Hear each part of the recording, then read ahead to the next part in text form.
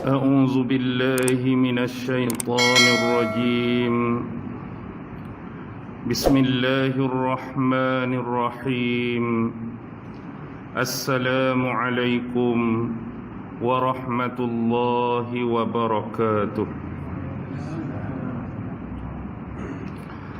الحمد لله رب العالمين، وبه نستعين على أمور الدنيا والدين، والصلاة والسلام على أشرف الأنبياء والمرسلين وعلى آله وصحبه أجمعين.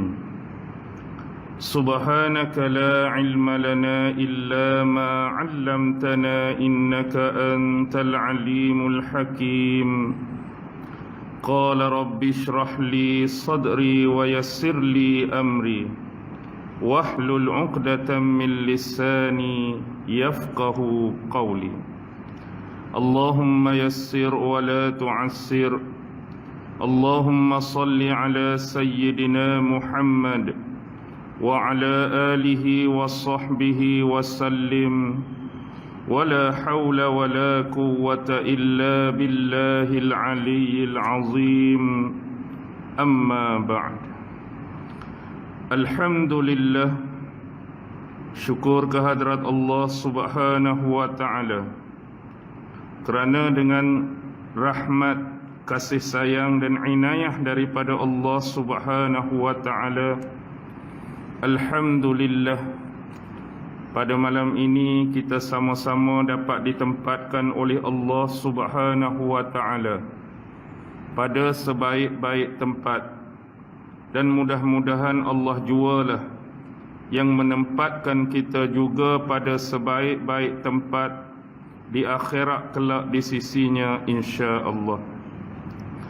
Tuan-tuan, puan-puan, hadirin hadirat, muslimin muslimat yang dirahmati sekalian, bersempena dengan tajuk yang disebut oleh pengurusi tadi, marilah sama-sama kita membaca, menghayati, merenung dan mentadabbur dua potong ayat yang difirmankan oleh Allah Subhanahu wa ta'ala di dalam surah Al-Qasas, surah yang ke-28 di dalam Al-Quran, merujuk ayat yang ketiga dan ayat yang keempat, yang mana Allah Subhanahu wa ta'ala berfirman, A'udzu billahi minasyaitonir rajim. Natslu 'alaika min naba'i Musa wa Fir'aun bil haqqi liqaumin yu'minun. Inna Fir'aun 'ala fil ardi wa ja'ala ahlaha syi'a yastad'ifu ta'ifatan minhum yuzabbihu abna'ahum wa yastahyi nisa'ahum innahu kana minal mufsidin. Surah Al-Qasas ayat yang ketiga dan keempat.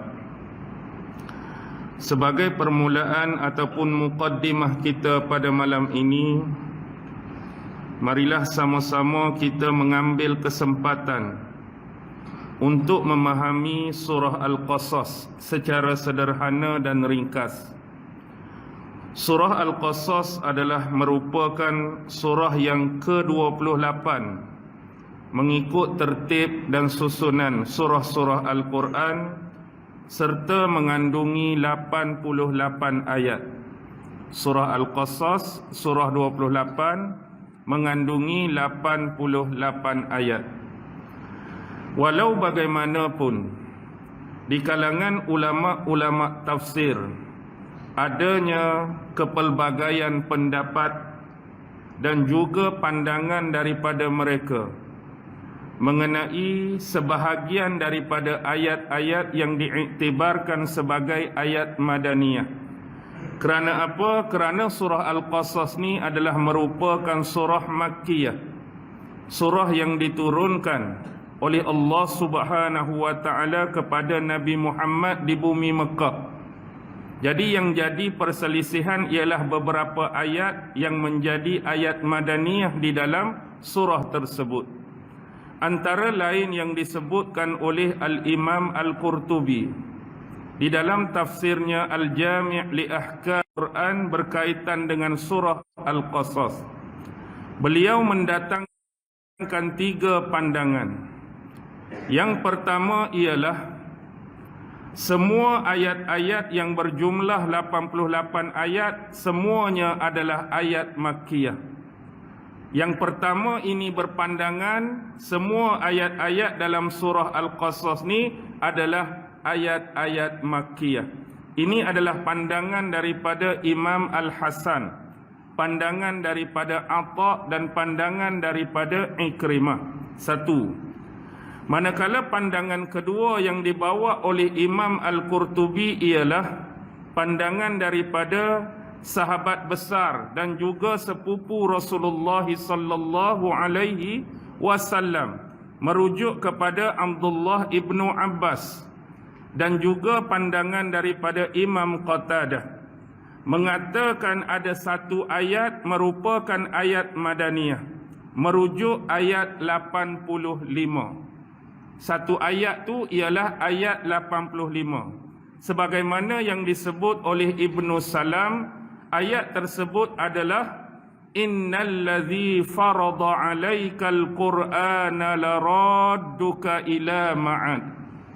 Sesungguhnya dialah yang telah mewajibkan ke atasmu untuk menjalankan hukum-hukum Al-Quran, dan dia pasti akan mengembalikan kamu kepada tempat pengembalian.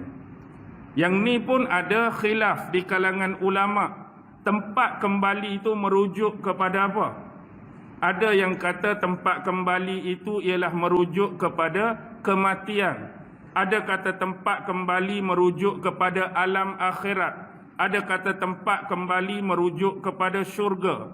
Ada kata tempat kembali Allah akan mengembalikan semula Rasulullah ke bumi Mekah.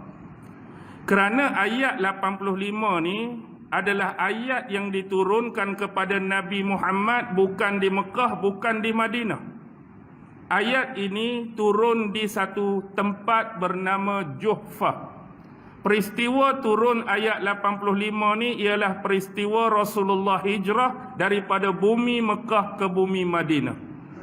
Rasulullah dah keluar daripada kota Mekah.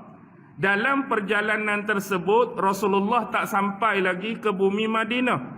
Di pertengahan jalan tu antara Mekah dengan Madinah ada satu tempat nama Juhfah. Di sinilah ayat 85 surah Al-Qasas tadi turun pada Nabi.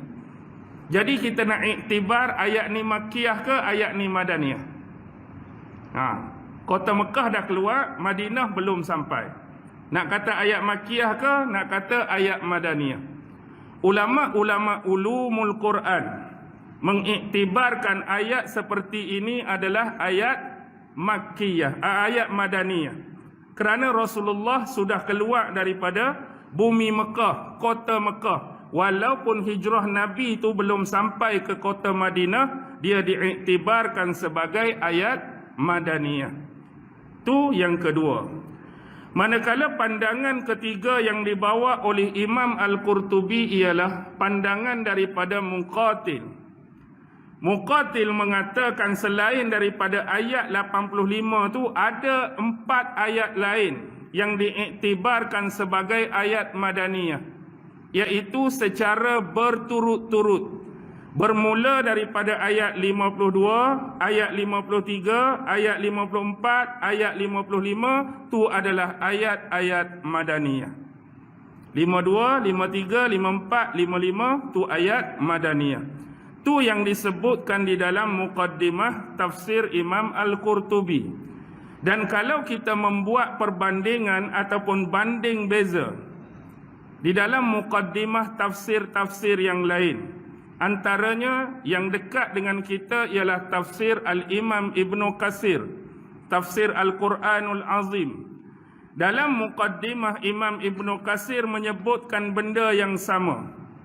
Ada tentang keseluruhan ayat Makkiyah, ada tentang ayat 85, ada tentang ayat 52 sampai 54. Tetapi dalam tafsir Imam Ibn Katsir, beliau mendatangkan satu riwayat menceritakan tentang surah Al-Qasas ni.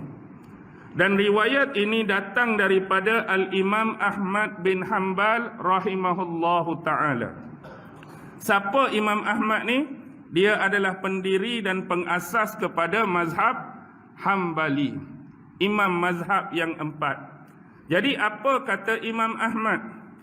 Imam Ahmad mengatakan, telah menceritakan kepada kami Yahya ibnu Adam, telah menceritakan kepada kami Waqi'.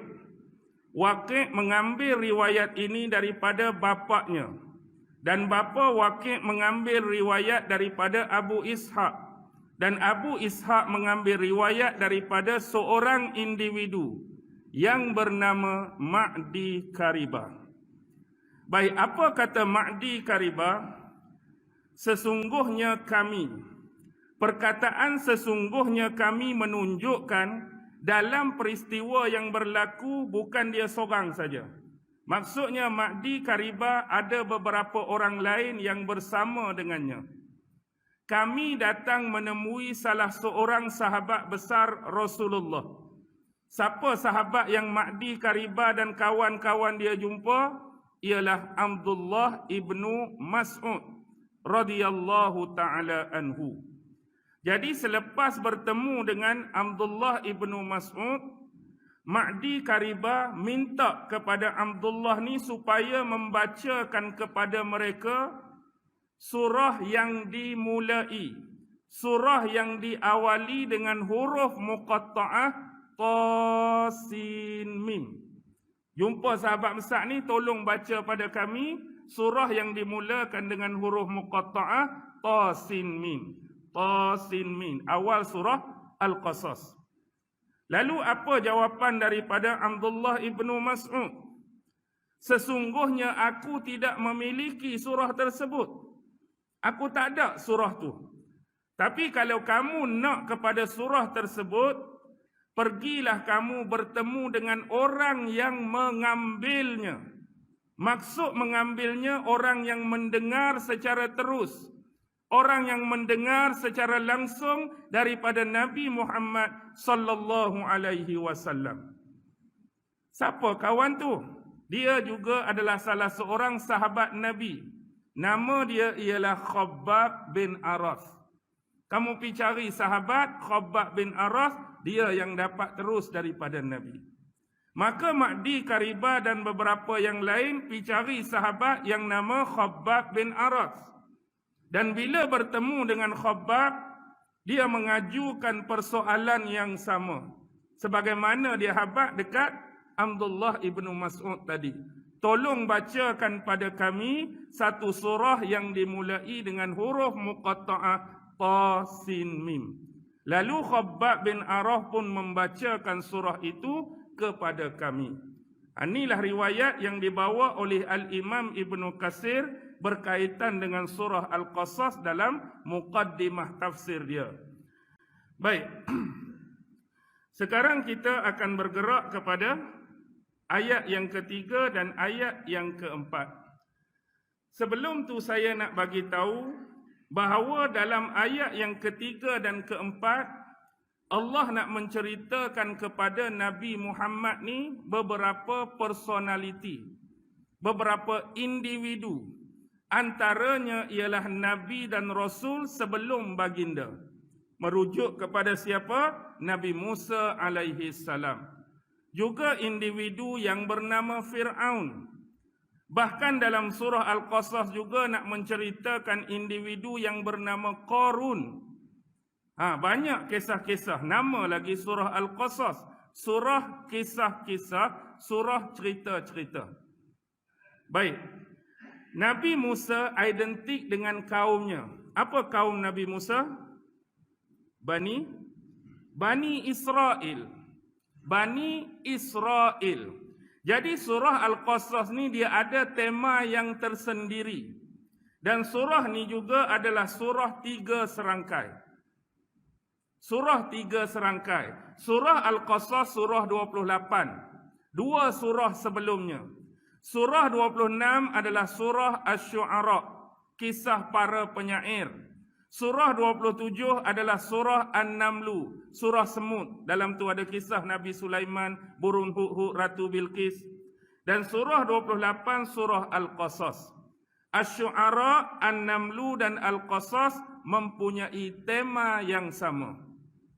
Jadi untuk surah Al-Qasas, sebelum ni Allah dah menceritakan banyak kepada kita tentang Bani Israel. Awal-awal lagi kalau kita baca Quran kan, dalam surah Al-Baqarah tu, Nabi Musa Bani Israel, Nabi Musa Bani Israel. Mari surah Ali Imran, Nabi Isa Bani Israel, banyak. Sampai ke satu tahap, Allah nak menceritakan kepada kita bahawa Bani Israel ni, sebelum datangnya Nabi Allah Musa, mereka sebelum ni dah memang Muslim. Mereka dah Islam. Mereka dah mengenal Allah. Mereka dah mengenal Nabi dan Rasul. Mereka dah mengenal ajaran dan syariat daripada mereka. Sebagai contoh, sebelum mari Nabi Musa pada mereka, kita kembali kepada salasilah mereka. Yang paling atas, Nabi Allah Ibrahim alaihi salam. Nabi Allah Ibrahim alaihi salam tu nenek moyang mereka. Dan kita kena ingat, sewaktu peristiwa yang Allah rakam dalam Quran, waktu tu Nabi Allah Ibrahim nazak, hampir nak meninggalkan dunia ni. Lalu dia panggil anak beranak dia, mari berhimpun dekat dia.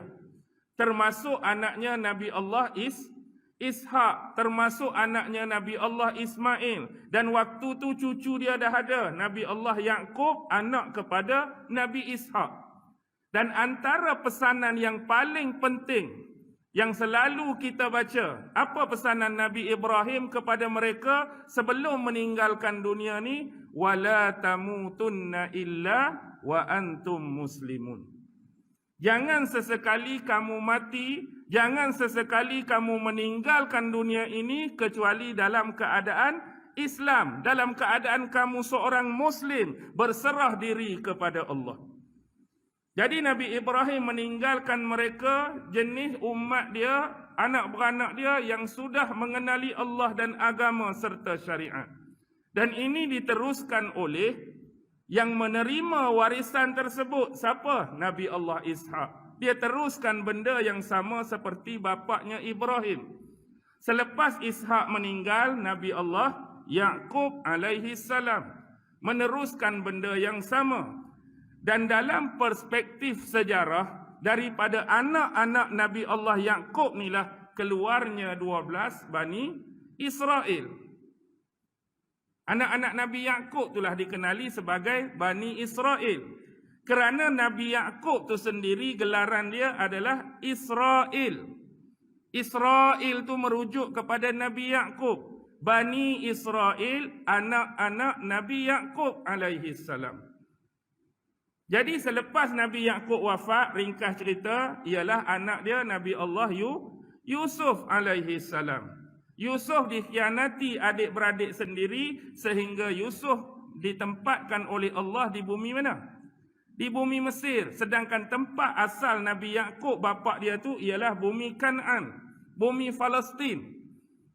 Jadi selepas Nabi Yusuf nak mari Nabi apa? Kita nak cerita ni lah. Nabi Musa. Jadi maksudnya di sini nak habaq bahawa sebelum Nabi Musa datang kepada Bani Israel, memang Bani Israel dah Muslim pun sebelum tu. Dah kenal Allah, dah kenal agama. Tetapi di sini dia punya pointer. Dan inilah yang selalu berlaku. Sejak zaman berzaman, apabila sesuatu umat mengalami kedatangan rentang masa seorang Rasul yang cukup lama, dia akan jadi terseleweng dan tersasar. Habis Nabi Yusuf, nak mari Nabi Musa ni, jauh rentang masa. Jauh rentang masa, bukan pendek. Jadi antara rentang masa tersebutlah biasanya berlaku apa? Dalam syariat ke dalam agama, biasanya akan berlaku penambahan. Suka tambah-tambah. Ataupun berlaku pengurangan, suka mengurangkan. ataupun berlaku pertukaran. Mungkin dari sudut hukum hak asal halal depa pi tibai haram. Hak asal haram depa pi tibai halal. Ataupun menyembunyikan ayat-ayat tertentu untuk kepentingan-kepentingan tertentu. Ini biasa terjadi. Tapi bila mari Nabi Allah Musa, antara tugas penting Nabi Allah Musa ialah nak apa? Nak memperbaiki kembali Bani Israel yang rosak ini. Nak memperbetulkan kembali kepada tauhid yang benar, tauhid yang lurus. Mengembalikan pembaikan terhadap syariat yang sebenar. Bukan satu tugas yang mudah. Begitulah yang berlaku kepada seorang lagi Nabi dan Rasul. Iaitu junjungan besar Nabi Muhammad sallallahu alaihi wasallam. Benda yang sama tuan-tuan. Sebelum datang Nabi Muhammad, Nabi dan Rasul terakhir yang dipunyai oleh bangsa Arab ni Nabi apa? Nabi Ismail, jauh tu. Nabi Ibrahim, anak dia Nabi Ishak melalui jalur tadi, melalui jalur Nabi Ismail, lepas tu nak mari Nabi Muhammad tu beratus-ratus tahun. Cuba tuan bayangkan dari Ismail, dari Nabi Isa saja dah hampir berapa tahun? Dekat dengan 500 lebih nak masuk 600 tahun. Nabi Isa hak last tu. Ni bayangkan nak naik lagi. Mungkin ribuan tahun. Dan dalam tempoh ribuan tahun itulah yang sebelum ni bapa-bapa mereka pernah mengikuti ajaran Ibrahim dan Ismail. Pastinya. Tapi macam tadilah. Tengah jalan tu bila nak mari Nabi Muhammad hak ditinggal beratus tahun, beribu tahun ni, dia jadi macam-macam dah pada pegangan agama dan syariat. Contoh, kita tengok pada zaman Nabi Muhammad. Sebelum beliau belum diutuskan jadi Rasul. Bagaimana konteks Bani Israel yang menjadikan berhala-berhala dan patung sebagai sembahan mereka? Boleh dah, logik atau rasional kita nak kata sembah patung ni hak ajaran Nabi Ibrahim dulu. Boleh tak? Bukan. Maksudnya mari mana benda ni? Mari daripada luar. Bukan syariat yang sebenar. Walaupun sebelum ni ikut Nabi Ibrahim, ikut Nabi Ismail. Dalam bermohon, dalam meminta, dalam berdoa, mereka menjadikan patung-patung dan berhala ini sebagai wasilah. Inilah dinamakan kesyirikan. Nabi Muhammad mari nak buang benda ni, nak rilis benda ni. Mereka pun dah ada benda yang sama seperti Bani Israel. Dah mempercayai Allah itu sebagai Tuhan. Sebab tu dalam ayat Quran, وَلَئِنْ سَأَلْتَهُمْ مَنْ خَلَقَ السَّمَاوَاتِ وَالْأَرْضِ لَيَقُولُنَّ اللَّهُ. Sekiranya dipertanyakan kepada mereka siapakah yang menciptakan langit bumi, apa jawapan mereka? Allah. Siapa yang menciptakan kamu? Allah. Dah Allah semua, kenapa kamu mensyirikkan dia melalui wasilah patung-patung dan berhala ni? Aku Muhammad datang ni bukan nak mari menghilangkan kepercayaan kamu pada Allah tu. Tak, kekalkan kepercayaan kamu pada Allah. Tapi betulkan kepercayaan tersebut. Kenal Allah dengan sebenar-benar pengenalan, faham Allah dengan sebenar-benar kefahaman. Ni syirik-syirik ni, hak ni aku nak mari buangnya. Begitu juga dengan benda lain. Contoh, dalam bab akidah percaya kepada malaikat. Mereka dulu percaya tak pada malaikat? Percaya. Tapi tanggapan mereka terhadap malaikat tu salah. Terhadap malaikat tu silap. Baca mukaddimah surah Al-Kahfi. Mereka menganggap malaikat itu ialah anak-anak perempuan Allah. Oh, tak kena sakan tu. Percaya pada malaikat, bagus dah. Aku mari bukan nak buang kepercayaan tu. Kamu percaya kat malaikat, bagus. Tapi aku nak mari buang kesilap fahaman kamu terhadap malaikat. Dia bukan anak perempuan Allah. Malaikat pun makhluk Allah sama seperti kita. Spesies saja berlainan. Kita manusia, makhluk Allah. Dia malaikat pun makhluk Allah. Dia tidak diberikan jantina, tak ada laki-laki, tak ada perempuan. Allah tak punya anak, Allah tak punya isteri, Allah tak punya pasangan, Allah tak ada family, Allah tak ada keluarga. Dia Esa. Aku mari nak perbetul hak tu lah. Hak kamu percaya dekat malaikat tu, teruskan. Silap faham kamu pada malaikat tu yang nak diluruskan. Tu bab akidah. Bab ibadat lagu mana? Takkan tuan tak tahu ibadat. Syariat seperti haji, tawaf, sa'i diambil daripada zaman Nabi Ibrahim, betul. Tapi masyarakat jahiliah, tawaf di Kaabah lagu mana? Orang jahiliah, tawaf di Kaabah lagu mana? Berbogel. Tawaf rumah Allah, tawaf Kaabah, bertelanjang. Ni amalan jahiliah. Takkan kita nak kata tu ambil daripada Nabi Ibrahim. Tak masuk akal. Maksudnya, tawaf tu betul. Tapi hak kamu bertelanjang, kamu berbogel, kamu reka-reka sendiri. Itulah lah yang nak buang tu. Bukan nak buang ibadah tu. Dalam ayat Quran juga ditambah dengan dua lagi perbuatan. Apa dia? Sambil tawaf, sambil tepuk tangan. Sambil tawaf, sambil bersiul-siul. Boleh bayang tak? Boleh bayang tak? Kalau tawaf tu telanjang, dalam rak, dalam semok belakang, duk tawaf pusuk jantan, okey lagi. Tawaf ni tawaf apa? Kaabah tuan-tuan. Tawaf rumah Allah. Boleh bayang tak satu perbuatan yang cukup jijik dan menjelekkan? Tawaf Kaabah telanjang, tak pakai apa-apa, duk tepuk tangan, lepas tu fu duk bersiul. Kalaulah boleh digambarkan orang nak return balik buat macam ni, tergamak tak nak tengok? Tergamak nak tengok? Tak tergamak. Tapi Nabi mari nak buang tak? Bukan nak buang ibadah haji, bukan nak buang tawaf. Boleh, kamu nak tawaf pakai kain ihram. Itu baru betul, bukan telanjang. Kamu nak tawaf, jangan tepuk tangan, jangan bersiul, bertakbir kepada Allah, memuji Allah, bertahmid Allah, tu baru betul. Begitu juga dengan ibadah korban. Ibadah korban pun mari daripada Nabi Ibrahim. Tapi kamu berkorban bukan atas nama Allah. Kamu sembelih binatang, kamu potong leher binatang, ni niat atas berhala Lata. Ni niat atas berhala Uzza. Ni niat atas berhala Manat. Ni niat atas berhala Hubal. Itu hak salah. Meniatkan sembelihan haiwan korban atas nama berhala. Tak boleh. Nak sembelih lah. Bukan nak larang sembelih. Bukan nak larang korban. Tapi nak buang benda hak kamu yang salah tu. Niat hanya kepada Allah. Tu bab ibadah. Bab sosialisasi tak payah ceritalah. Kaki minum, suka minum arak kan. Suka berperang perkara yang remeh-temeh. Suka merampas harta orang. Suka bunuh-membunuh. Suka bertilik nasib. Suka bernujung. Suka melacur. Suka apa lagi? Tanam anak perempuan hidup-hidup. Contoh. Takkan Nabi Ibrahim ajak benda tu semua? Tak logiklah Nabi Ibrahim nak ajak benda tu, kamu sendiri yang buat benda tu. Kamu sendiri. Bayangkan, Nabi mari nak buang benda tu.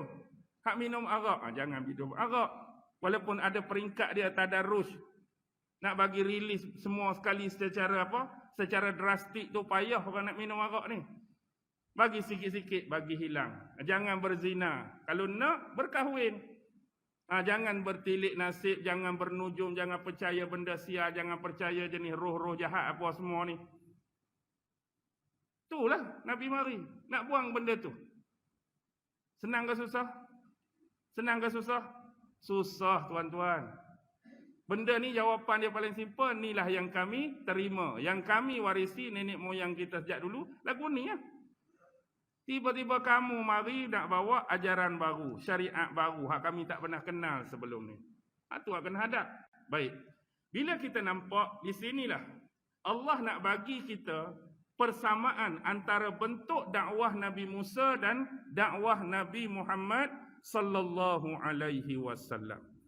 Ada sebahagian ulama-ulama tafsir telah menggariskan beberapa konten persamaan-persamaan dakwah Nabi Musa dengan dakwah Nabi Muhammad sebagai contoh. Yang pertama ialah persamaan dia dakwah Nabi Musa melalui dua fasa, dua rentang masa. Dan dakwah Nabi Muhammad juga ada dua fasa.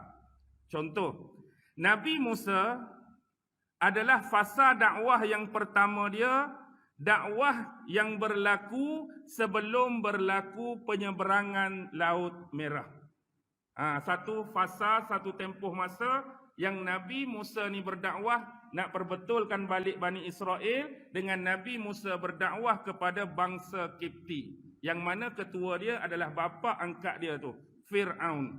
Itu satu fasa sebelum menyeberangi Laut Merah. Kemudian fasa dakwah Nabi Musa selepas menyeberangi Laut Merah. Ada dakwah dia kepada Bani Israel tersendiri. Nanti ada sebab dia. Itu dua fasa. Manakala Nabi Muhammad sallallahu alaihi wasallam, bukan hak tu. Maksud yang pertama adalah fasa dakwah Nabi di bumi Mekah sebelum hijrah. Satu fasa. Dan selepas Nabi hijrah, ada dakwah Nabi Muhammad di bumi Madinah sampailah baginda wafat. Itu fasa yang kedua. Jadi konten yang pertama, persamaan dia masing-masing mempunyai dua fasa tempoh rentang masa dakwah. Konten yang kedua, iaitu kaedah dan cara berdakwah. Kaedah dan cara berdakwah. Contoh, Nabi Musa, dia nak berdakwah, nak memperbetulkan balik pemahaman tentang Allah, pemahaman tentang agama, pemahaman tentang syariat kepada kaumnya Bani Israel. Mestilah ada kaedah-kaedah tertentu. Kalau nak berhujah dengan kumpulan ni, ada hujah dia, ada dalil dia, ada bukti dia. Dan bagaimana cara kita nak mengucapkan ucapan-ucapan dakwah tersebut. Dia punya nada lagu mana, dia punya cara lagu mana, dia punya tona suara lagu mana. Ada kaedah tersendiri. Dan kumpulan kedua yang Nabi Musa nak dakwahkan ialah Fir'aun. Fir'aun pula hak jenis zalim, hak jenis bengih, hak jenis sombong, hak jenis buat ikut suka hati dia. Cara nak dakwah kat dia pun tak sama dengan kaum dia. Dia mesti ada cara yang tersendiri. Cara yang lain. Tengok macam antara yang disebut oleh Allah, suruh bercakap apa? Qaulan layyinan. Cakap dengan lemah lembut. Fir'aun tu kan jenis style kanah, style kasar. Kalaulah dia ganah dah, dia kasar dah, kita pi pun dakwah secara jerekah-jerekah. Agak-agak jadi apa? Kawan tu dah jenis panah barang dah, samsing dah, gedebel dah. Lepas tu kita pi dakwah pun dengan tona suara, bentuk suara hak jenis jerekah-jerekah, marah-marah juga. Agak-agak berjaya tak? Tak berjaya. Pasti tertolak. Sebab itulah kita ni kena apa? Bila orang hak ni suara kuat, kita kena pelembut. Itu untuk Fir'aun. Mudah-mudahan dia ingat tentang diri dia dan ingat tentang Tuhan dia. Hak nak bagi hidayah, lepas tu Allah bukan kerja kita. Kerja kita pi dakwah, kerja kita sampaikan habis. Sebab itulah kita ni, dia kena berlawanan. Sebab tu kalau kita tengok contoh, kalau kita tengok orang bergaduh, kita tengok orang bergaduh, pasal apa suara mereka kuat? Padahal dua-dua tu duduk depan tu lah, bukan seorang duduk belah nu, seorang duduk belah nu. Ni saya duduk sini, hak saya bergaduh tu duduk depan ni ya. Patutnya lagu mana cakap? Hang nak bertumbuk dengan aku lah. Ya, aku nak bertumbuk dengan hang. Patut suara lagu tu dah kawan ni duduk depan. Tapi suara tu macam speaker dua-dua. Padahal dekat dah dengar. Pasal apa jadi lagu tu? Pasal apa jadi lagu tu? Tuan tu dekat, patut suara biasa-biasa lah. Nak hang nak bertumbuk ke, hang nak bergaduh ke, hang nak tepuk tampar ke, tendang menendang pun. Tak payahlah hoha. Kawan tu duduk depan tu je pun. Sebab apa? Sebab apa? Sebab fizikal saja dua-dua tu dekat. Tapi hati masing-masing, seorang di barat, seorang di timur. Faham tak maksud dia? Fizikal duduk depan tu, hak kita duduk bercakap kuat tu. Tapi hati kita, duduk belakang tu. Hati kawan tu duduk belakang tu. Bila dua-dua hati jauh, dia kena bercakap kuat. Tapi orang yang dua-dua fizikal, hati pun dekat, dia tak payah laung-laung macam tu. Contoh macam kita dengan bini kita. Tambah malam Jumaat plus. Cara bercakap lagu mana? Kalau dia cakap I love you dengar satu taman tak? Kalau I love you satu taman tu, ada macam tak kena tu. Maksudnya kita dengan bini kita cakap perlahan. Pasal apa? Fizikal dah dekat, hati dua orang tu pun dah dekat, suami isteri. Jadi cakap perlahan pun dia dah sampai dah. Macam hak bergaduh tadi, dua-dua hati duduk jauh. Dan kadang-kadang tak perlu guna perkataan pun, isyarat je. Senyum je. Tengok kau kata angguk. Cukup dah. Faham tak? Okey. Baik, tu yang kedua, Nabi Muhammad pun sama. Nabi Muhammad dia ada cara dia nak dakwah kepada kafir musyrikin Mekah. Nak hadap siapa? Nak hadap Abu Jahal, nak hadap Abu Lahab, nak hadap Umayyah bin Khalaf, nak hadap Al-Walid bin Al-Mughirah, Utbah bin Rabi'ah, nama-nama pemuka Quraisy tu. Cara nak bercakap pun lain, cara nak berhujah pun lain. Begitu juga bila Rasulullah pergi ke Madinah. Sahabat di Madinah tu Islam dah semuanya. Hak terima Islam dah. Hak ni hak tolak Islam di Mekah. Ini sahabat yang nak jadi penyokong Nabi, pendukung Nabi, sedia menunggu Nabi.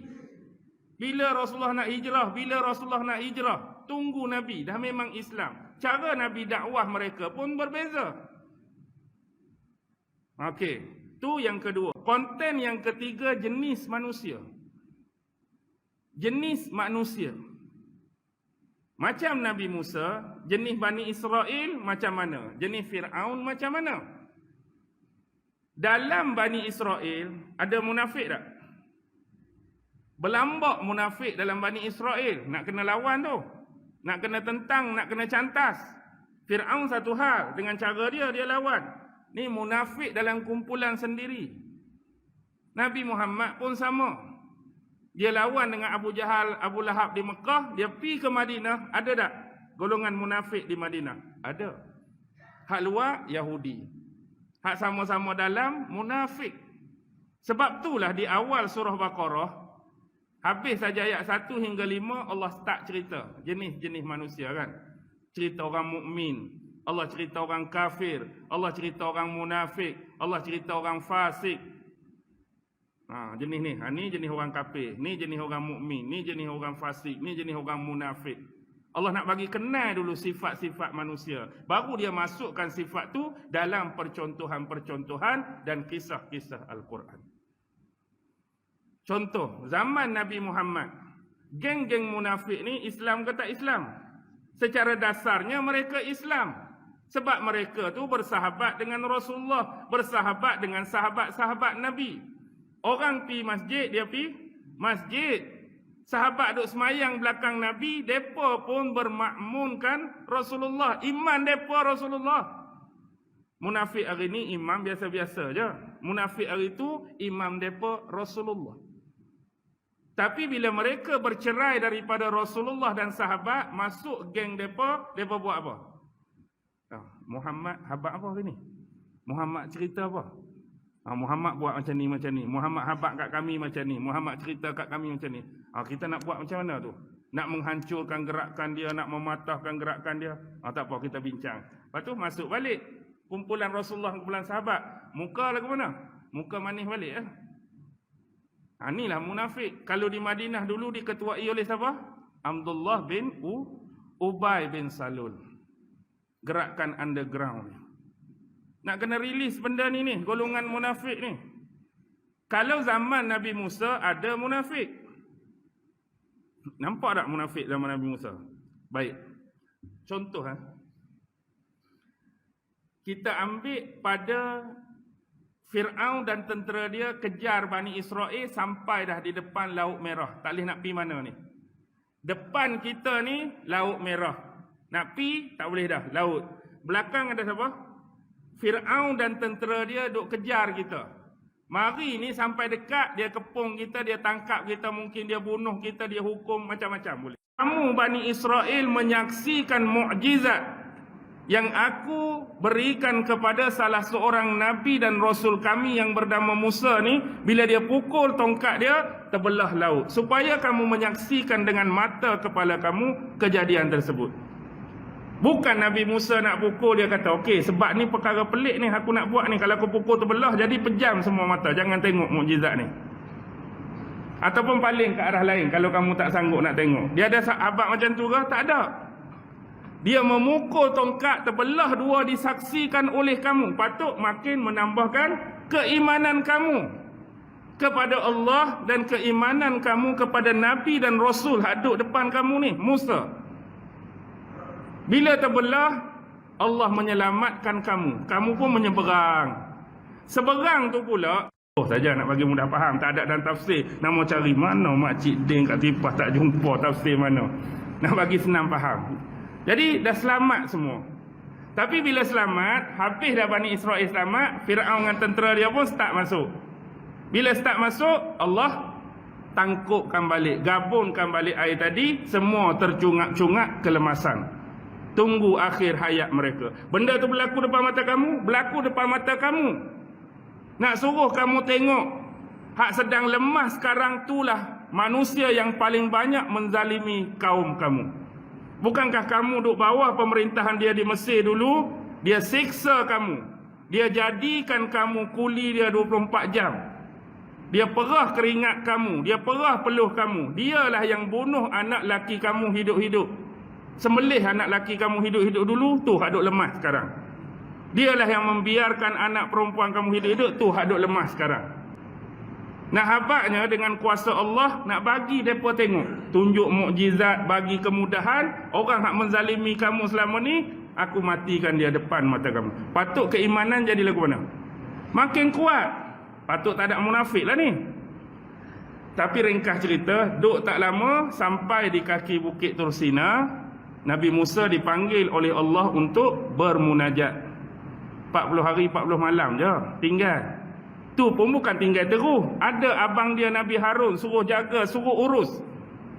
Mari mangkuk hayun si Samiri tu. Samiri senanglah.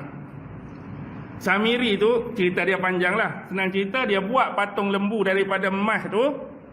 Tengok Musa, dia naik Bukit Tursina nak pergi jumpa Tuhan dia, nak pergi cari Tuhan dia. Tak jumpa Tuhan dia, tersesat 40 hari sana, sedangkan Tuhan dia berada di sini. Inilah Tuhan kita sebenar. Jadi sembahlah Tuhan ni. Baik, kalaulah kita orang yang jenis benar percaya, orang mari buat mangkuk hayun lagu tu, agak-agak nak sembah tak? Tu hak kita hak kata tak ada Nabi ni, bukan kata Nabi tu ada lagi. Hak kata tak ada Nabi pun berasa tak sanggup.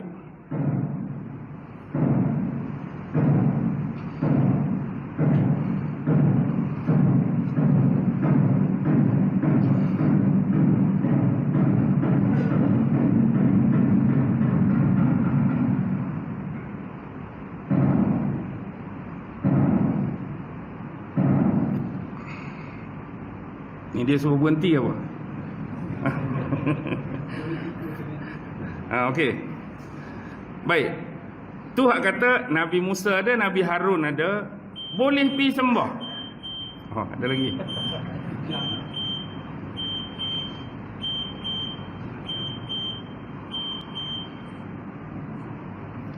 Tak faham dah maksud saya? Saya berikan percontohan. Waktu Bani Israel duk ada hak nak sembah patung lembu tu, Nabi Musa hidup lagi tak? Hidup. Maksudnya hak Nabi 2 orang duk hidup, dia boleh buat benda tu. Cuba bayangkan kita hari ni hak Nabi Muhammad tinggal 1004 tahun lebih ni, mari seorang entah siapa-siapa buat patung lembu emas, inilah Tuhan kita. Sembah. Agak-agak Tuhan nak sembah tak? Tu kita rasa pelik. Kita hak Nabi tinggal ni pun tak berasa pun nak sembah lembu tu. Entah apa-apa dia nak kata ni Tuhan. Dia ni siapa? Tapi ni hak kawan tu Nabi tu ada lagi tu betul, ni Tuhan kita, boleh pergi sembah. Sebab apa? Antaranya benda ni sudah lama berakar dalam hati dan jiwa mereka. Sebab apa? Sebab lama duduk di bumi Mesir. Sebab Mesir ni terkenal dengan dewa-dewa mereka, dan mereka mensimbolkan dewa tu dalam bentuk patung.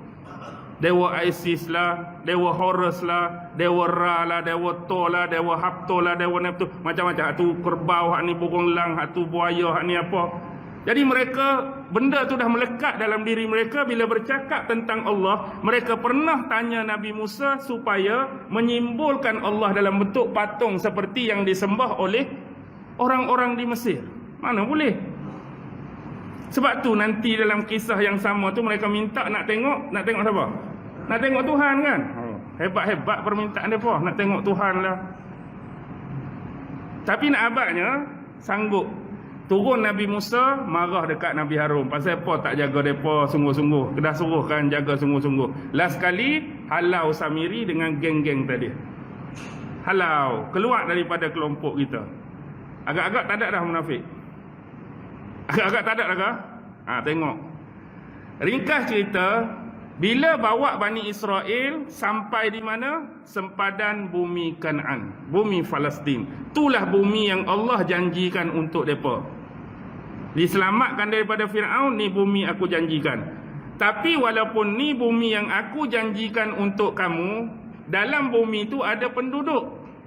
Jadi kalau kamu nak bumi tu, kamu kena berperang dengan penduduk dia. Kena perang dulu, baru boleh kamu duduk di situ. Dan ada jaminan daripada Allah, kamu berperang dan kamu akan dapat kemenangan. Kita nak dapat kat mana jaminan macam ni? Allah suruh berperang, Allah bagi jaminan kalau kamu perang, kamu menang. Oh, kita memang naklah jaminan macam ni. Allah yang jamin. Kita hari ni kalau kita askar ke apa ke, kalau komander bagi jaminan pun belum tentu lagi. Contohlah katakan, kita duduk dalam satu platoon, satu troop. Berapa anggota platoon kita? Ada 1,000 orang. Oh, 1,000. Lepas tu komunis hak kita nak pergi ambush dalam hutan gerik ni berapa orang? Adalah 100 orang. Oh, berasa seronok dah. Kita 1,000, dia 100. Lepas tu senjata kita M16. Senjata kita Steyr. Senjata kita bazooka. Senjata kita kereta kebas. Senjata kita helikopter. Depa ada apa? Senapang patah hak zaman dulu. Berasa lagi seronok dah. Dah lah 100 senapang patah. Kepung kena buka ketih. Kita segala mak nenek logistik ada. Lepas tu komander kata, tengok atas kertas, kemenangan tu berpihak pada kita lah. Kita mesti menang. Tapi bila berperang, belum tentu boleh menang. Dah atas kertas tu kita kata menang lah. Tapi bila berperang tak semestinya lagi. Mungkin kita menang, mungkin kita kalah. Atas dasar kemungkinan. Tengoklah Rambo. Rambo berapa orang? Rambo seorang je. Bawa pula panah saja. Satu kem hancur lebok kat dia seorang. Kalau atas kertas memang tak ada apa-apa Rambo ni dah. Masalah nak hebat Rambo ni bukan satu siri. Rambo 2 pun lagu tu, Rambo 3 pun lagu tu, tak mati-mati. Atas kertas, kita nak abak ni atas kertas. Tapi hak ni Allah suruh perang jaminan. Kita mesti rasa bangga. Aku berperang, Allah bagi jaminan perang. Jaminan menang. Tak ada. Jaminan manusia belum tentu. Atas kertas, ya. Okey. Bila demikian, sifat kemunafikan mereka dah keluarlah dengan perkataan izhab anta wa rabbuka faqatila inna hahuna qa'idun. Pergilah kamu wahai Musa berperang, ajak Tuhan kamu sekali. Celupak atau tak celupak? Celupaklah ni. Pergilah kamu wahai Musa nak perang sangat, ajak Tuhan kamu sekali, apilah. Kami duduk di sini. Kalau menang kami masuk, kalau kalah kami cabut lari. Munafik lah tu. Dah kata beriman kepada Allah, setia, penyokong, pendukung kepada Nabi dan Rasulnya Musa. Patut bila berperang kami sanggup lah bertumpah darah. Sebab ni bumi yang Allah janjikan. Bila Allah janji pada kami, dia suruh perang, dia bagi menang pula. Makin bersemangat. Ni keluar perkataan macam tadi, munafik lah. Akibat keceluparan ini, Allah hukum mereka sesat padang teh berapa tahun? Berapa tahun sesat padang teh? 40 tahun. Bukan sikit tuan-tuan. 40 tahun sesat.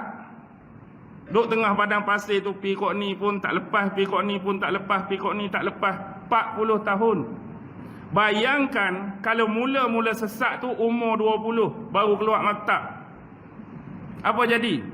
40 tahun sesat, keluar tu pencen umur 60. DG 52, selesai.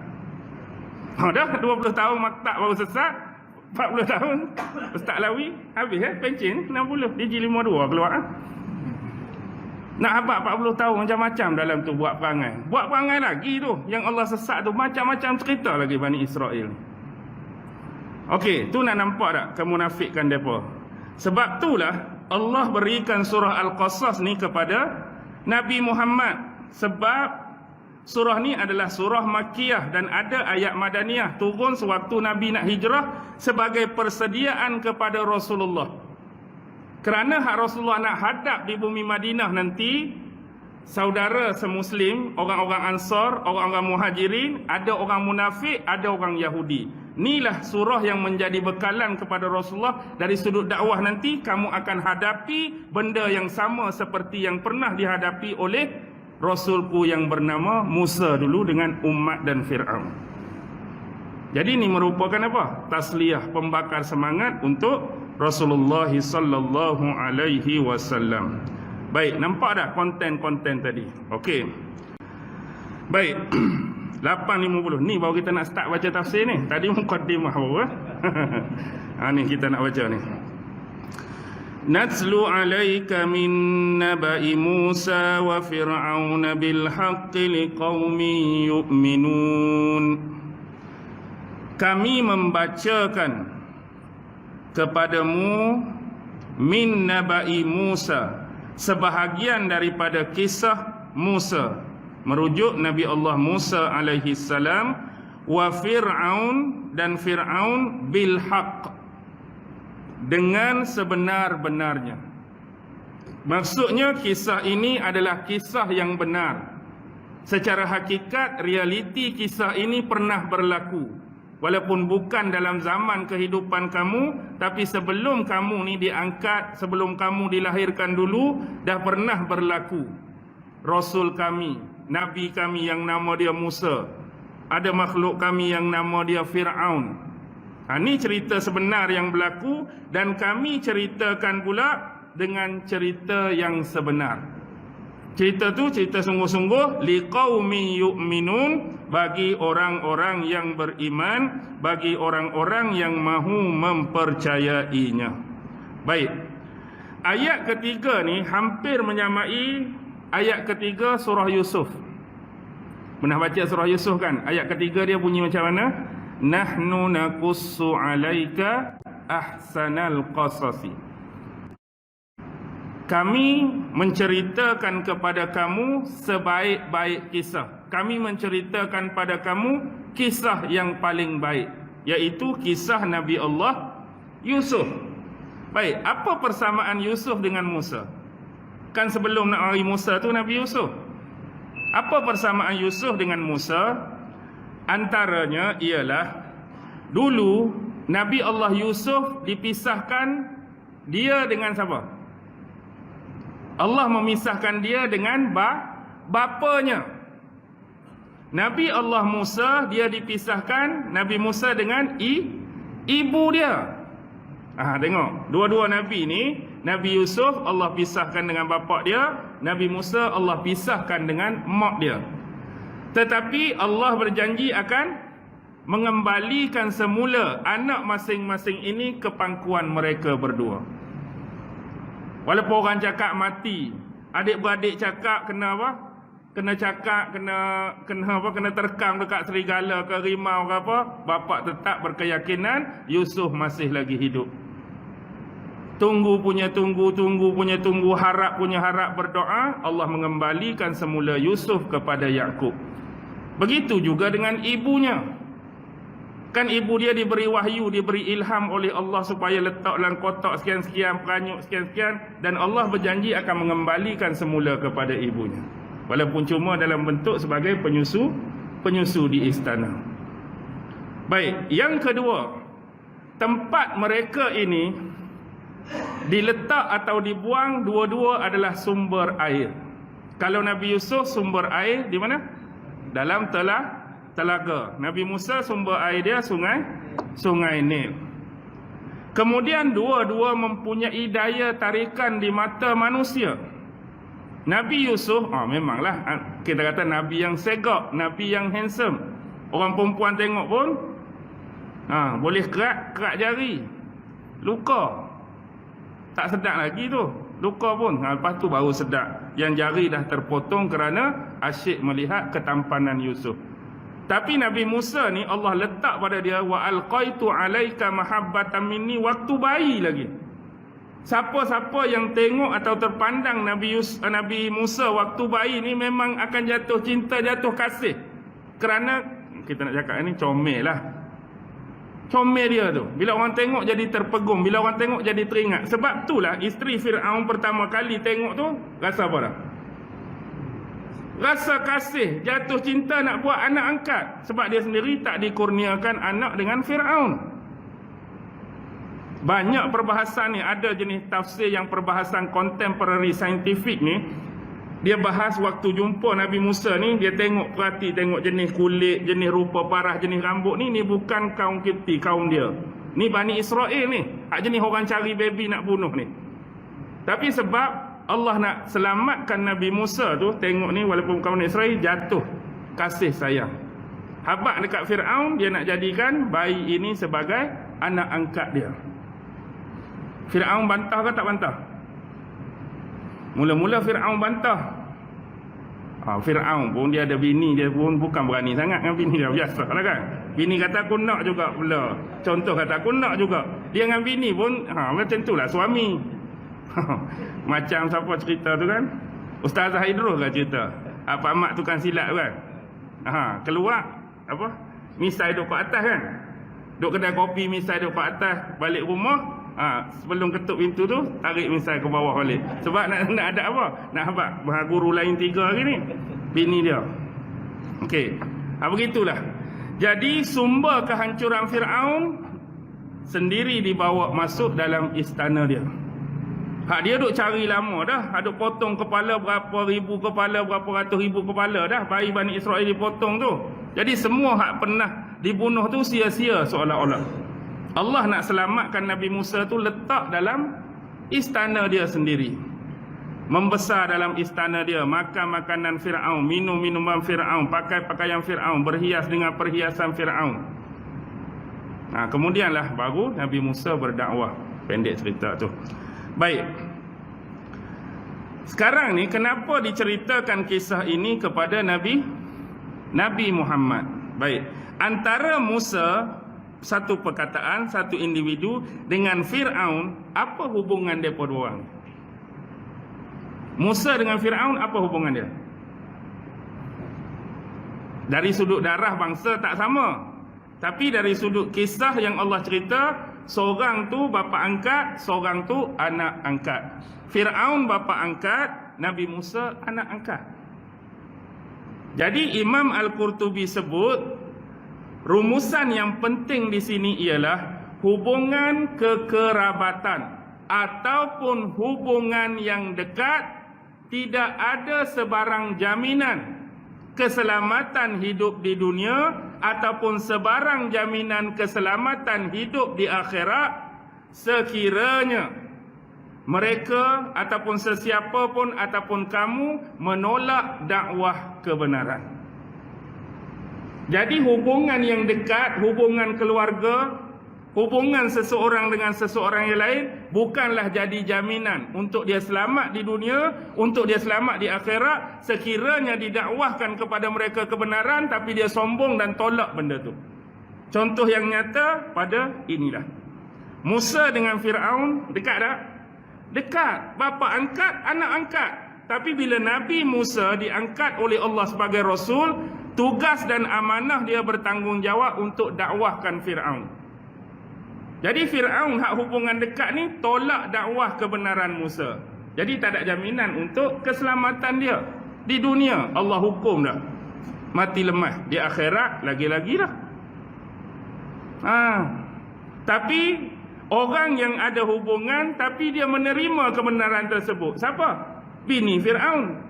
Bini Fir'aun pun dekat dengan Nabi Musa, tapi dia terima dakwah Musa. Selamat tak di dunia? Selamat. Selamat tak di akhirat? Selamat. Ahli-ahli keluarga Fir'aun ada yang beriman, mereka selamat. Dan ni nak menunjukkan kepada Nabi Muhammad dan orang-orang kafir musyrikin Mekah benda yang sama.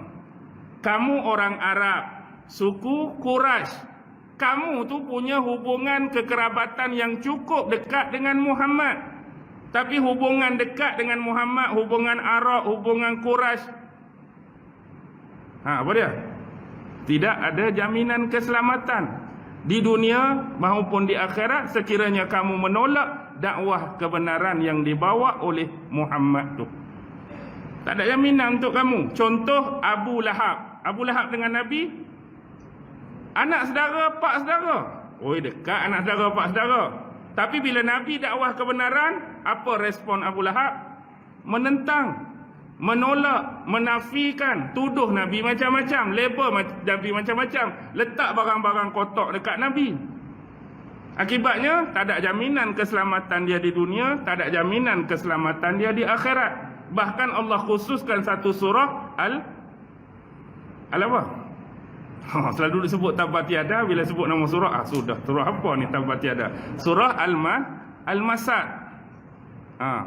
Kita tak sebut apa? Surah Tabbat-Yada. Tabbat-Yada tu ayat, bukan nama surah. Okey. Ada lagi pak saudara dia. Hubungan pak saudara dengan Nabi, pak saudara, Nabi anak saudara, tapi dia terima dakwah Nabi. Siapa? Hamzah. Hamzah tu sehingga digelar singa Allah. Allah bagi kemuliaan dia di dunia, mati syahid. Allah bagi kemuliaan di akhirat, syurganya. Sebab apa? Terima dakwah Nabi, jadi penyokong dan pendukung Nabi. Dia defend Nabi, dia protect Nabi. Dia terima Islam tu. Tapi ada yang duduk tengah-tengah antara dua watak ni. Siapa dia? Abu Talib.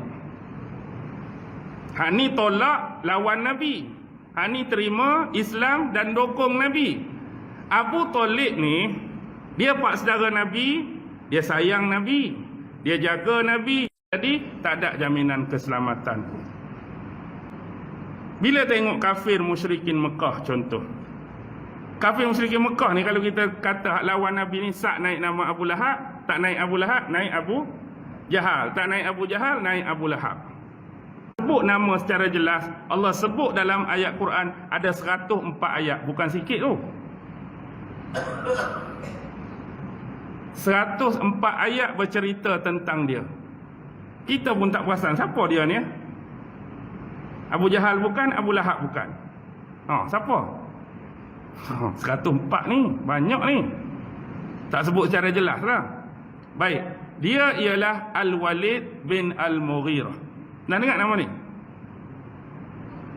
Tapi orang biasa dengan sirah mungkin pernah dengar. Al-Walid bin Al-Mughirah, Ibnu Abbas kata Allah menyebut tentang dia 104 kali disisip dalam Al-Quran. Maksudnya hebat orang ni. Hebat. Siapa dia ni? Siapa dia ni kita cerita lain kali lah. Cuma nak habaq.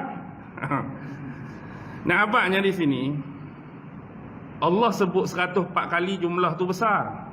Tapi Allah bercerita tentang kebaikan dan kesolehan ke keburukan dan laknat di sini. Keburukan dan laknat. Tidak ada apa yang nak dibanggakan. Allah sebut 104 kali pun kalau tentang keburukan kita, tentang celaka kita. Bayangkanlah, bayang saja ni. Kalaulah Allah sebut nama kita, walaupun bukan secara jelas, cuma dalam satu ayat saja, Allah cerita tu pasal diri kita, Allah cerita pula pasal kebaikan dan kesolehan kita. Dia tak sebut jelas nama kita. Dia sebut nanti akan keluar di satu tempat seorang pemuda yang soleh. Pemuda tu kita lah, dia tak sebut nama. Tapi tafsir tu kata nama dia sekian-sekian, kita dah. Kalau sekali cuma disebut, Allah rasa bangga tak? Allah sebut, Allah sendiri sebut nama kita, letak dalam Quran yang umat Islam baca. Kita punya bangga tu tak boleh nak habaq lah, kita kata. Dia punya bangga tu melantun naik sampai planet Marikh kot. Dia punya bangga tu sebab nak habaqnya Allah sebut nama aku. Sekali pun cukup lah. Allah cerita pasal apa? Baik aku, soleh aku. Nak dibanding Allah sebut 104 kali tapi duk mencelakakan aku, duk laknat aku, cerita buruk pasal aku, apa beza? Tu nak habaq. Baik, Al-Walid bin Al-Mughirah ni, dia buat macam-macam kat Nabi. Sebab yang selalu support dia siapa? Anak saudara dia lah. Anak saudara dia yang selalu duduk support dia. Anak saudara dia itulah Abu Jahal. Abu Jahal anak saudara, Al-Walid bin Al-Mughirah tu pak saudara. Baik. Dua orang ni selalu support antara satu sama lain untuk menentang Nabi. Abu Jahal tu pak saudara siapa? Abu Jahal pula pak saudara siapa? Abu Jahal pak saudara siapa senaknya? Tuan-tuan tahu tak Abu Jahal pak saudara siapa? Abu Jahal tu pak saudara khalifah Islam yang kedua. Abu Jahal pak saudara Saidina Umar bin Al-Khattab. Pak saudara Nabi Abu Lahab, pak saudara Saidina Umar Abu Jahal. Baik, macam ni nak bagi mudah faham. Bapa Saidina Umar, Umar bin Al-Khattab. Al-Khattab tu Bani Adi. Bani Adi. Bani Adi ni di sisi orang Arab terkenal dengan Bani yang jenis suka bergulat, suka bergusti, jenis berperang. Orang Kelantan kata geng-geng gedebel lah, Bani Adi ni. Kemudian mak Saidina Umar, nama dia Hantamah binti Hisham.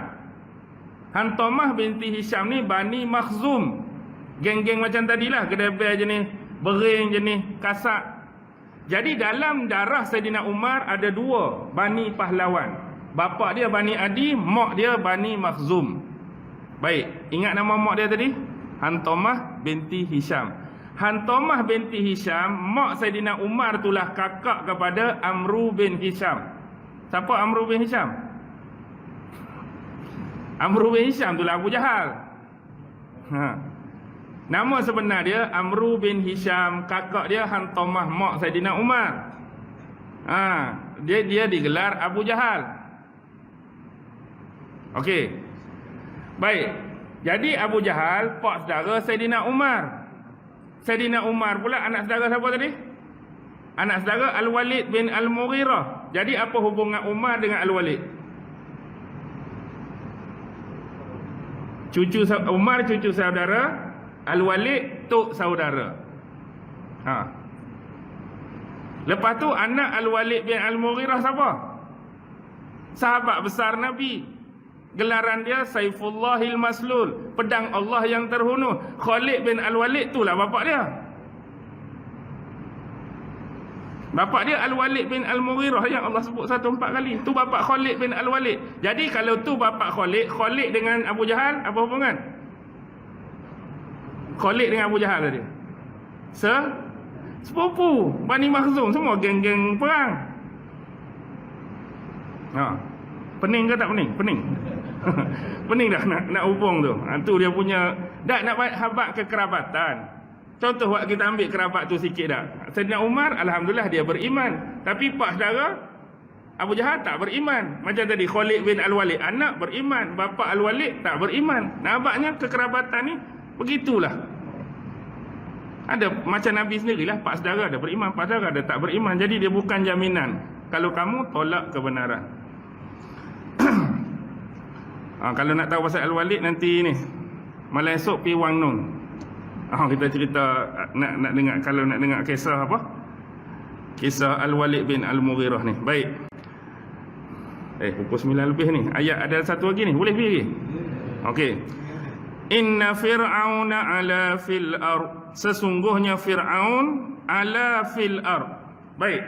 Dalam tafsir ala fil ard ni sebut 3 benda. Maksud ala fil ard apa dia? Agak-agak sombong apa dia? Takabbara. 2 watajabbara. 3 watagha.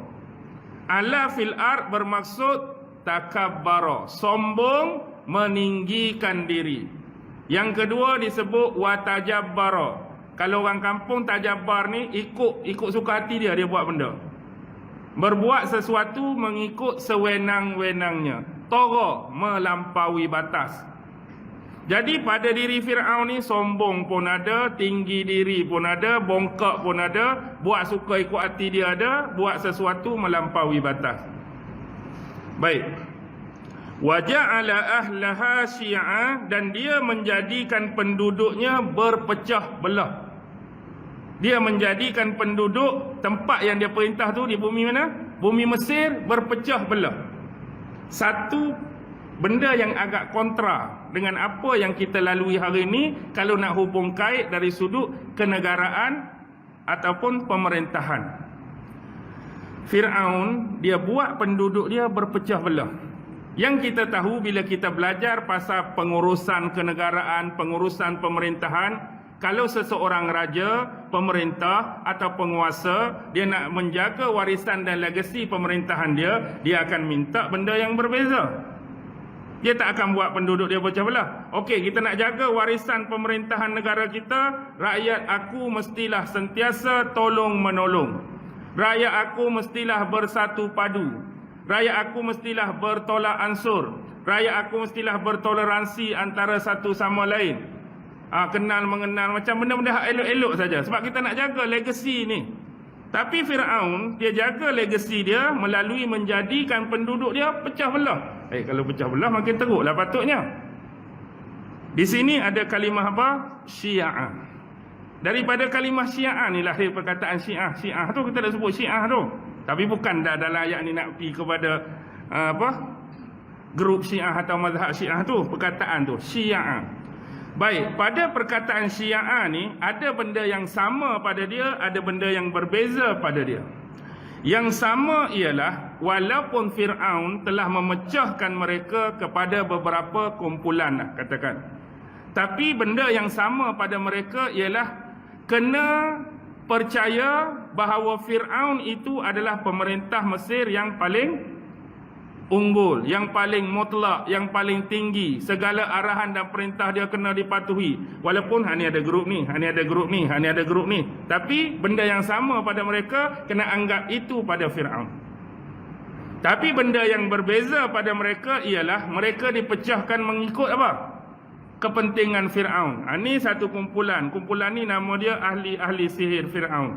Ni satu kumpulan, nama dia ahli-ahli nujum Firaun. Ni satu kumpulan, ni menteri-menteri Firaun. Ni satu kumpulan, ni bangsawan-bangsawan, ni elit-elit, ni pedagang-pedagang, ni saudagar-saudagar, ni kuli-kuli, ni apa kita panggil? Pekerja-pekerja. Ni ladang ke, ni apa ke. Lepas tu dia dipecahkan kumpulan tertentu.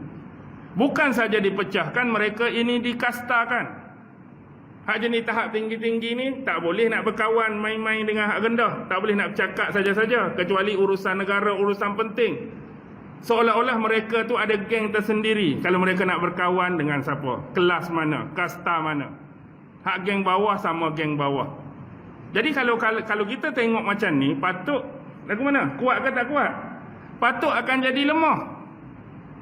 Firaun dia nak melemahkan ni. Bayangkan kalaulah kumpulan yang dipecahkan ni bersatu, apa akan jadi pada Firaun? Kalau bersatu, satu kepala pula. Takkanlah pemimpin kita ni duk bunuh anak lelaki hidup-hidup ni, bukan pemimpin lagu ni. Takkanlah dia tu ada ahli sihir, bukan pemimpin lagu ni. Korupsi, bukan pemimpin lagu ni. Semua pakat bersatu tadi, jahanam Firaun. Luruh Firaun, jatuh Firaun. Tapi dia nak jaga, dia pecah-pecahkan. Bila pecah makin kuat ke makin lemah? Makin kuat ke makin lemah? Makin lemah. Kalaulah ada nak bersuara sekalipun, contohlah geng-geng pekerja, hak kuli ni. Teruk dah kita dikerah peringat ni. 24 jam sehari kerja ni. Kita memberontak, kita lawan tuanku Firaun. Lagu mana? Baru duk bercakap sama dia. Tapi tengok belakang tu, pegawai tinggi. Tak jadi tadi semangat sama mereka. Rupanya ada pegawai kat belakang. Tak jadi dah. Sebab apa? Sebab ada dipecahkan. Kalau pegawai ni pula, aku setuju. Aku pun lama dah ada kerja bodoh dengan Firaun ni, contoh kawan tu kata. Aku pun nak bergabung dengan kamu. Hak ni pun nak bergabung. Hak ni pun nak bergabung. Jenuh. Inilah yang disebut apa? Divide and rule. Pecah dan perintah. Bukan zaman ni divide and rule. Firaun dah buat lama dah. Kalau bahasa budak-budak hari ni apa dia? Firaun dah buat lama dah. Kita je yang lalai. Bahasa budak muda. Memang Firaun buat lama dah. Pecah dan perintah. Nak jaga legasi dia.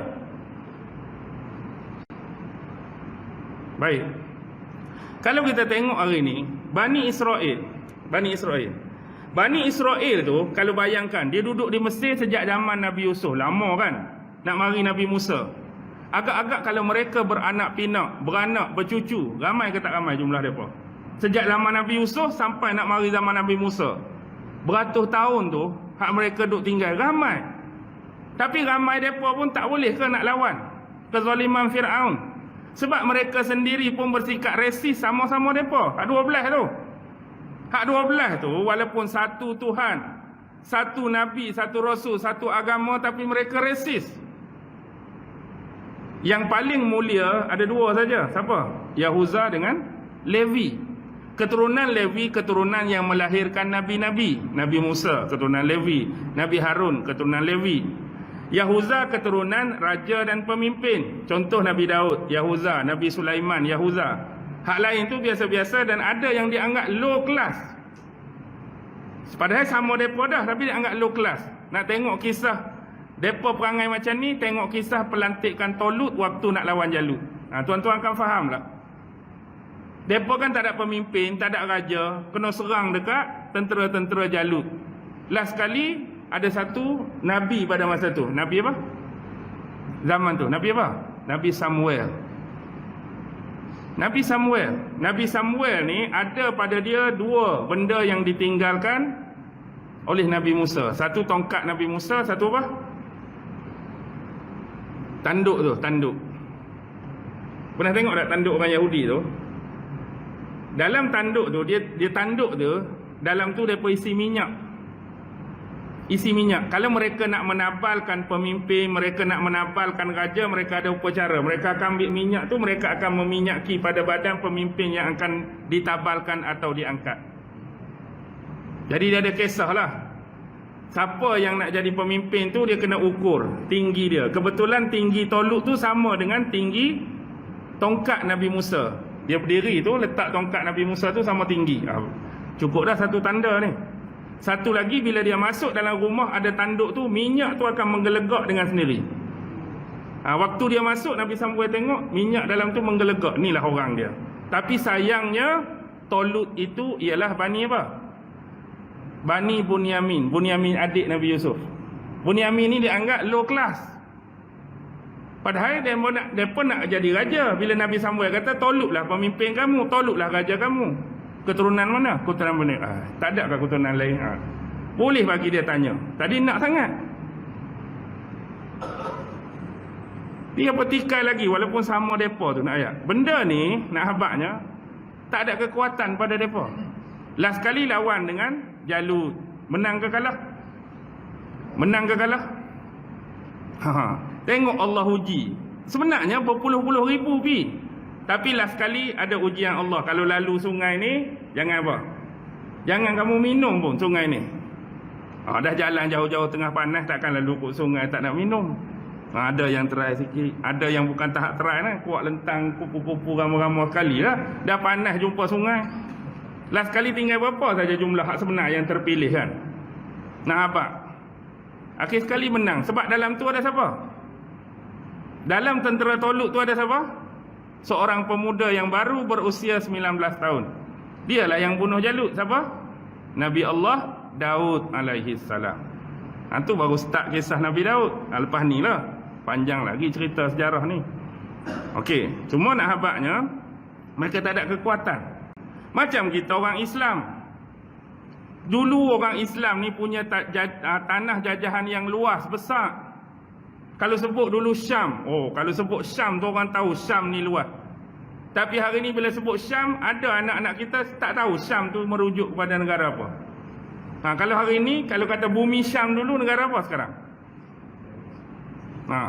Dalam tu ada Palestin, Lebanon pun masuk, Jordan pun masuk, sekali dengan Israel lah sekali. Israel, apa lagi? Syria, itulah bumi Syam. Luas. Tapi hari ini kita dah dipecahkan mengikut sempadan geografi dan polisi kenegaraan masing-masing. Ini aku bagi tempat. Ini nama dia Jordan. Ini nama dia Lebanon. Ini nama dia Kuwait. Kita tak kenal sebelum ni. Ini nama dia UAE. Ini nama dia Bahrain. Ini nama dia Oman. Ini nama tu nama ni. Ada sempadan geografi masing-masing. Walaupun Islam, ada polisi kenegaraan masing-masing. Jadi bila jadi apa-apa, kami tak boleh kacau lah. Walaupun dia saudara kami ada polisi pemerintahan kami. Liga Arab 14 kali mesyuarat pun, OIC 15 kali pun tak jadi. Tak jadi apa? Baik, negara Israel hak tak berapa nak besar tu dilingkungi oleh negara Islam ke negara kafir? Semua negara Islam jiran dia tu. Palestin Islam, Lebanon walaupun adalah Kristian, Jordan Islam, Arab Saudi hak besar banyak minyak Islam, hak jauh sikit Syria Islam, hak luar sikit Iran Iraq Islam, Kuwait Islam. Semua negara Islam. Tapi selesai dah isu Palestin Israel sampai hari ni? Tak selesai. Walaupun adalah bentuk bantuan tu, tapi tak selesai. Ni bukan nak angkat orang kafir. Tapi cuba tengok, bila Rusia serang Ukraine, apa cerita? Rusia serang Ukraine bukan kata beratus-ratus tahun. 3 bulan sampai dah 3 bulan.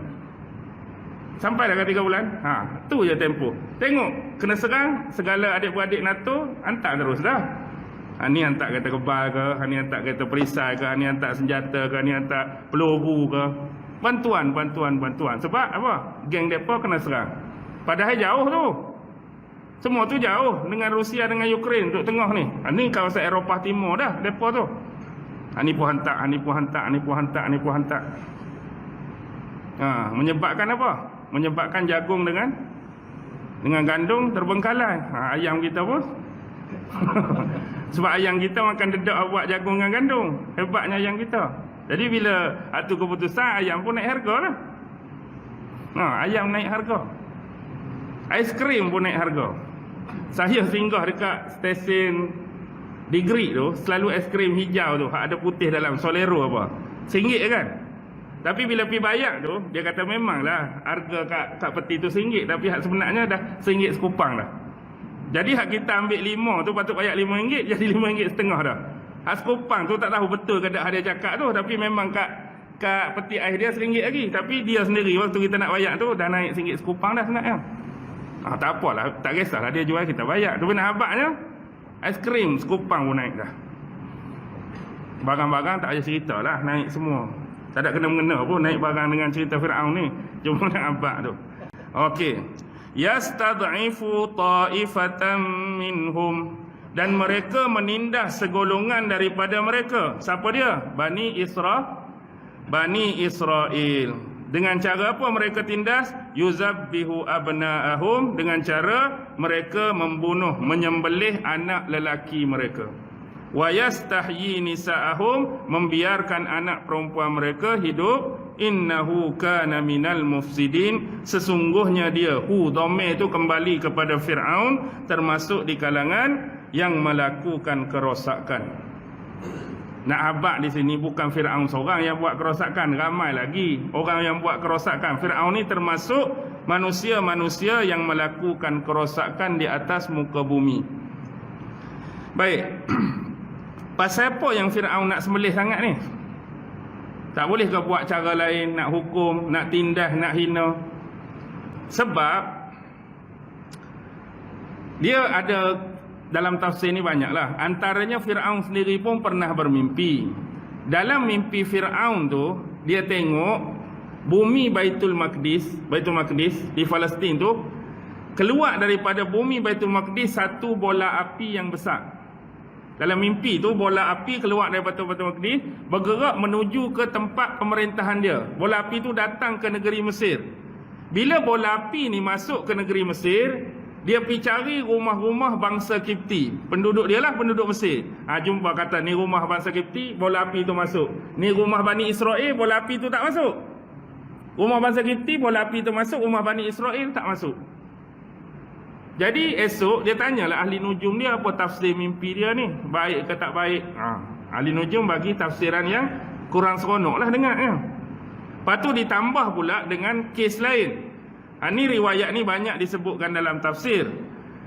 Dulu Nabi Ibrahim pernah tak masuk Mesir dulu? Pernah. Kes pemerintah Mesir pada masa tu rampas isteri dia, Sarah kan. Nak buat sesuatu yang tidak beradab, tidak beretika pada isteri Nabi Ibrahim. Akhirnya Allah tahan kawan tu.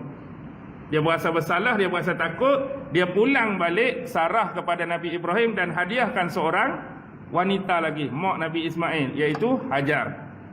Jadi melalui peristiwa tersebut, ada riwayat yang menyebutkan Nabi Ibrahim pernah berdoa bahawa satu masa akan lahir salah seorang daripada anak cucu keturunan dia yang akan menghancurkan pemerintahan di Mesir. Satu masa. Tapi dia tak sebut bila anak cucu dia hak mana. Tapi dia pernah minta demikian. Akan ada seorang anak cucu keturunan dia yang akan hancurkan pemerintahan di Mesir. Jadi bila Bani Israel duduk di Mesir zaman Nabi Yusuf dalam keadaan selesa, cerita tu tak berapa, seolah tak berapa macam ada faedah dan manfaat lah untuk mereka. Sebab mereka selesa. Ada pekerjaan, ada kehidupan, dilayan dengan baik. Tapi bila hidup zaman Fir'aun, mereka diseksa, mereka ditindas ni, jadi benda tadi mereka mengharapkan semula dah. Mengharapkan semula. Harap-harap bilalah nak terjadi doa moyang kita Nabi Ibrahim, akan ada seorang penyelamat, seorang savior yang akan menyelamatkan Bani Israel daripada penghinaan ni. Duk harap. Depa duk cerita sama depa, bangsa Kipti dengar. Oh, lagu ni cerita depa. Dia habaq kat Firaun. Firaun pula mimpi macam tadi. Gabung pula mimpi mari hak ni. Depa ni mengharapkan seorang hero. Jadi hero tu mesti laki ke perempuan? Mesti laki. jadi cara dia ialah nak bagi legasi dia ni tak runtuh, tak dihancurkan. Setiap anak bayi Bani Israel yang beranak, hukum. Mereka jaga sungguh, mereka kawal sungguh. Kira mula-mula start mengandung tu, jaga dah, kuarantin dah. Tengok Bani Israel, mengandung 3 bulan, bidan-bidan dia cek, 3 bulan. Okey, kuarantin ni sampai beranak, tengok. Kalau beranak tu lelaki, tentera kita, Al-Qojo kita akan semelih, akan bunuh. Kalau perempuan, bagi kat dia anak tu, lepas. Tapi lama-lama apa yang berlaku? Lama-lama yang berlaku, penasihat-penasihat dia pun pening kepala juga. Dia fikir macam ni, kalau benda ni berterusan, apa akan jadi dengan kita? Maksud dia apa? Lah ni hak duk jadi kuli kita, siapa dia? Bani Israel. Kuli ni dah berusia. Hak mana muda akan jadi tua, hak tua akan jadi lemah, hak lemah pani akan mati. Baik. Hak mana baru beranak kita duk kutip? Kita duk kutip bunuh. Baru nak beranak bunuh, baru nak beranak bunuh. Jadi pekerja kita tu Bani Israel. Sat lagi akan tua, akan lemah, akan mati. Lepas tu kalau hak muda ni tak ada lapis, hak tua mati, siapa nak jadi kuli sat lagi? Takkan kita nak jadi kuli, tak boleh jadi lagu ni. Apa pandangan kamu semua? Bagus juga dia berfikir tu. Last sekali keluar akta baru, kita selang-seli setahun sekali. Maksudnya contohlah, kalau 2022 ni, tahun ni kita sembelih, 2023 kita off sembelih, 2024 sembelih lagi, 2025 off. Beza umur Nabi Musa dengan abang dia Nabi Harun 3 tahun.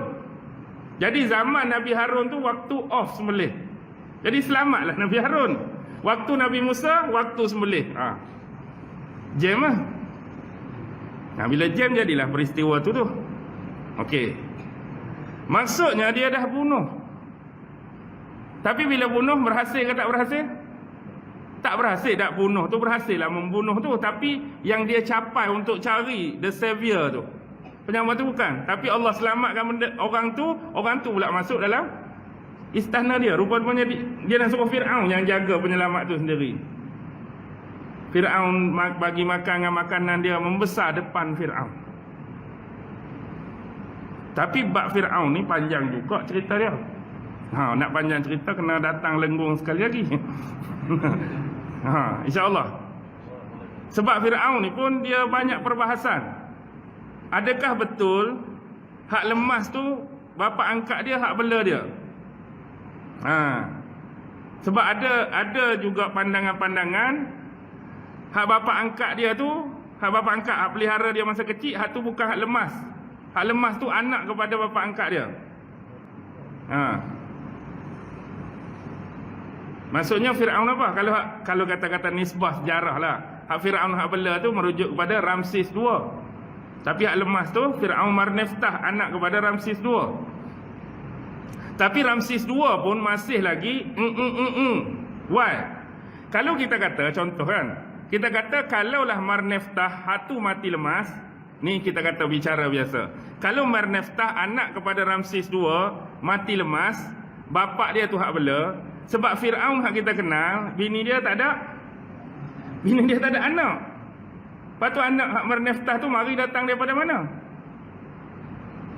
Seolah-olah Fir'aun tu tak ada anak, isteri dia nama apa? Asiyah pun tak ada anak. Tiba-tiba Fir'aun Ramses II ada anak. Adakah betul Ramses II tu hak zaman Fir'aun? Situ pula kena tanya. Kan Quran cerita dia buat tak ada anak. Sekarang ni Ramses II ada anak, Marneftah. Kalau adalah sejarawan kata Ramses II tu yang bela, anak dia Marneftah yang tenggelam. Jadi anak tu datang daripada mana? Ni Fir'aun mana hak beranak ni? Adakah Fir'aun tu pula takut bini ramai? Takut ada dah bini dia ada anak, tapi dengan Asiyah tu Allah halang dia nak buat Macam kita kata kisah suami isteri tu jadi tak dapat anak sebab Allah nak jaga Asia. Mungkin dengan bini lain tu ada anak bini lain. Mungkin kita cakap tak ada asal kemungkinan nak tu. Tapi yang pasti dia dengan Asia tak ada anak. Dia tak cerita pula hal bini lain. Tu kena kaji sejarah Fir'aun pula lah. Sejarah lagu tu lah. Atas andaian, atas kemungkinan. Lepas tu kena ada apa dia? Kena ada kerja di lapangan lah. Kena cek betul-betul. Kena cek betul-betul. Macam yang selalu kita tengok gambar apa? Gambar helikopter kat dinding-dinding tu kan. Gambar helikopter, gambar macam bom atom. Kita pun kata zaman Fir'aun dah nak buat helikopter. Zaman Fir'aun dah nak buat bom atom. Zaman Fir'aun nak buat dah. Sebenarnya tu apa? Sebenarnya tu pertindanan. Contoh, bapak dia sebelum tu, dia ada satu tempat. Bila dia buat sesuatu, dia tulis sejarah tu, tahu tak? Dia tulis sejarah tu. Contohlah, zaman saya hari ni saya buat apa? Satu koperasi besar lah katakan. Saya pun buat satu tempat tu, saya tulis sejarah. Hari ni aku buat satu koperasi tahun sekian-sekian. Lepas tu kita buat bangunan ni, kita pun tulis. Kita buat jambatan. Kita mari, hebat helikopter ada dah zaman tu. Tak tahulah kalau ada helikopter sungguh. Pernah jumpa tak? Helikopter zaman Fir'aun. Kalau ada helikopter zaman Fir'aun, agak-agak dia suruh tak Haman buat bangunan tinggi nak panah Tuhan Musa tu. Tak payahlah Haman, kamu tak tahu ke aku ada helikopter. Baik aku naik helikopter, tak payahlah aku suruh. Dah kalau nak cakap bodoh lah, faham tak? Kalau kita nak cakap bodoh. Dah bom atom pun ada.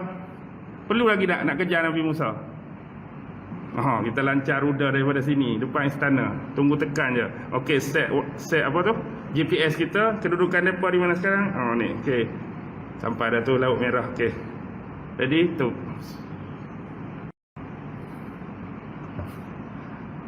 Faham tak? Nak kata ada benda-benda macam tu. Ni kita kata cakap secara biasa, cakap secara lawak. Tapi nak habaknya, benda tu perlu diperhalusi. Jadi bila kita nak perhalusi, akan banyaklah pertanyaan-pertanyaan. Pertanyaan-pertanyaan sebab dia berkaitan dengan sejarah. Boleh saya berhenti ni? Boleh tak? Pukul berapa start kita tadi? 8 lebih? Boleh aku berhenti. Sebab subuh pula ni. Lepas tu nak balik jauh dah kan? Boleh berhenti lah, insyaAllah lah. Saya akan singgah lagi. Ni pun memang orang panggil bidan terkejut ni. Saya singgah dekat Wan Nun je. Selalu kalau nak balik Kelantan sebab jalan gerik duduk situ. Satu je saya kata, tak kuliah subuh pun tak apa, maghrib pun tak apa. Tiba-tiba dia kata kuliah subuh Wan Nun, maghrib kita kena pergi Lenggong. Jauh. Tapi tak apalah. Kita datang juga Lenggong. Kalau ada kalau ada peluang, kalau ada masa, kita singgah sekali lagi insya-Allah. Mudah-mudahan. Boleh Saya berhenti sini. Tak apa. Dah kenal dah. Nampak muka depan-depan dah kan? InsyaAllah kita kita berbicara, kita berkongsi ilmu di lain kali. Yang baik tetap datang daripada Allah.